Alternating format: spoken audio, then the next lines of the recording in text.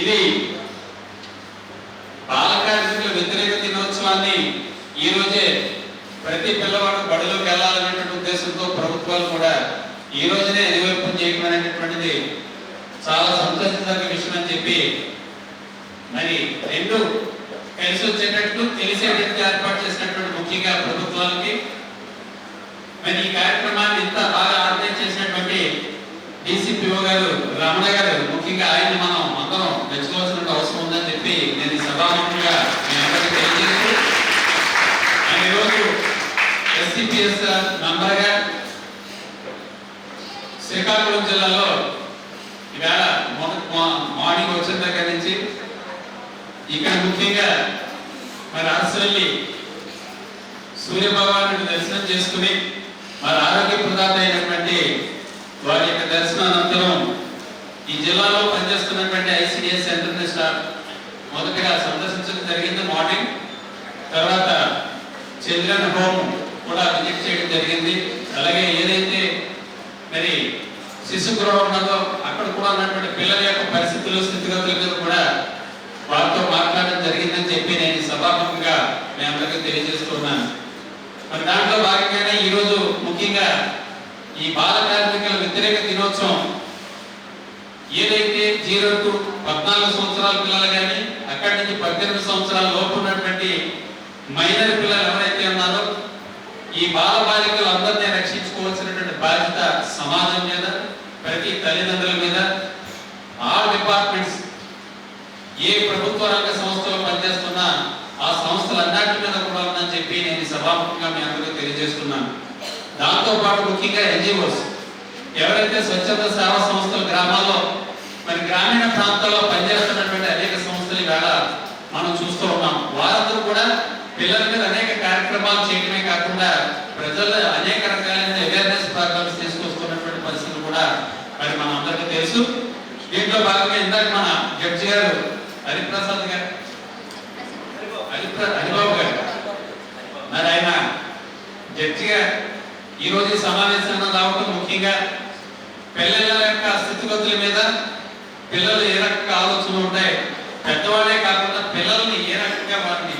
మనం మోటివేట్ చేయాలి, పిల్లలతోనే వాళ్ళ యొక్క అవేర్నెస్ తీసుకురావాలనేటువంటి మంచి ఉద్దేశంతో వాళ్ళు పిల్లలతో కూడా మాట్లాడించడం చాలా సంతోషించదగ్గ విషయం. ఏదేమైనప్పటికీ మనం ఈరోజు శ్రీకాకుళం జిల్లాలో జరిగినటువంటి ఈ యొక్క బాల కార్మికుల వ్యతిరేక దినోత్సవం సందర్భంగా మరి ముఖ్యంగా డిప్యూటీ కమిషనర్ గారు ఈ జిల్లాలో ఎక్స్పోర్టర్లో కానీ చుట్టుపక్కల పనిచేస్తున్నటువంటి అనేక షాపుల్లో ఎవరైతే బడికి వెళ్ళవలసినటువంటి పిల్లలు బడి మానేసే షాపుల్లో కానీ ఏదైనా మరి పిల్లలు పనిచేస్తున్నారనే ఉద్దేశంతో అంతా అవేర్నెస్ తీసుకురావాలనే ఉద్దేశంతో వాళ్ళందరూ కూడా ఇక్కడ పిలిపించడం,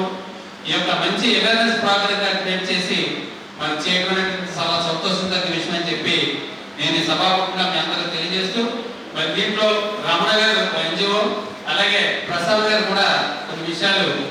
మా దృష్టికి తీసుకురావడం జరిగింది. ఏదైతే శ్రీకాకుళం జిల్లా ఉందో ముఖ్యంగా మరి ఒరిస్సాకి వాటర్లో ఉన్నటువంటి ప్రాంతం, ఈ ప్రాంతంలో ఉన్నటువంటి ఆ పక్కన ఉన్నటువంటి ఎవరైతే చిన్నపిల్లలు కానీ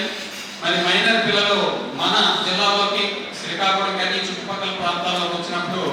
వాళ్ళకి సరైనటువంటి వసతి ఏర్పాటు చేసేటటువంటి పరిస్థితులు మరి విశాఖపట్నం వరకు తీసుకెళ్లాల్సిన అవసరం ఉందనేటటువంటి ఉద్దేశం మరి చెప్పడం జరిగింది. ఏదైతే మరి ఇక్కడ కావాల్సినటువంటి మరి ఓపెన్ సెంటర్ ఉందో ఈ జిల్లాలో ఇక్కడ కావాల్సిన ఏర్పాటు చేయడానికి కమిషన్ తరఫున మేము కూడా ఏర్పాటు చేయడానికి మీకు చెప్తామని చెప్పి నేను సభాముఖంగా మీ అందరికీ తెలియజేస్తూ, ఇదే కాకుండా ఏదైతే మన యొక్క ఉద్దేశం బడి పిల్లలు బడిలో ఉండాలి, బడి బయట కాదు అనేటటువంటి ఉద్దేశం ఏదైతే ఉందో ఈ బాల కార్మికులుగా ఉన్నటువంటి పిల్లలు చదువుకోవాలనేటటువంటి మరి ఈ ఉద్దేశాన్ని అందరం కులపతిగా పూర్తి చేయాల్సిన బాధ్యత ఉంది. ఏదైతే ఈ యొక్క అన్ని డిపార్ట్మెంట్లో పోలీస్ డిపార్ట్మెంట్ అవ్వచ్చు, ఎడ్యుకేషన్ డిపార్ట్మెంట్ అవ్వచ్చు, హెల్త్ డిపార్ట్మెంట్ అవ్వచ్చు, మరి అనేక డిపార్ట్మెంట్, ఎందుకంటే ఈ యొక్క చిన్నపిల్లలకి అన్ని డిపార్ట్మెంట్లతో అభినవ సంబంధం ఉంటుంది. వాళ్ళందరూ కూడా కోఆర్డినేట్ చేసుకుంటేనే ఈ కార్యక్రమం పూర్తిగా పులిపెత్తిగా అనుకున్న విజయాన్ని సాధించగలుగుతామని చెప్పి నేను ఈ సభాముఖంగా మీ అందరికీ తెలియజేస్తూ, ఏదైతే ప్రభుత్వ ఉద్దేశం ఉందో 2030 నాటికి బాల కార్మికులు అనేటటువంటి వ్యవస్థ ఉండకూడదనేటటువంటి ప్రభుత్వ ఆలోచన, కేంద్ర రాష్ట్ర ప్రభుత్వాల యొక్క ఆలోచనని మనమందరం మరి ఇంప్లిమెంట్ అవ్వాలంటే అందరూ కలిసికట్టుగా పనిచేస్తేనే అవుతుందని చెప్పినది సభాముఖంగా మీ అందరికీ తెలియజేస్తూ, మరి ఇంకా ఏవైతే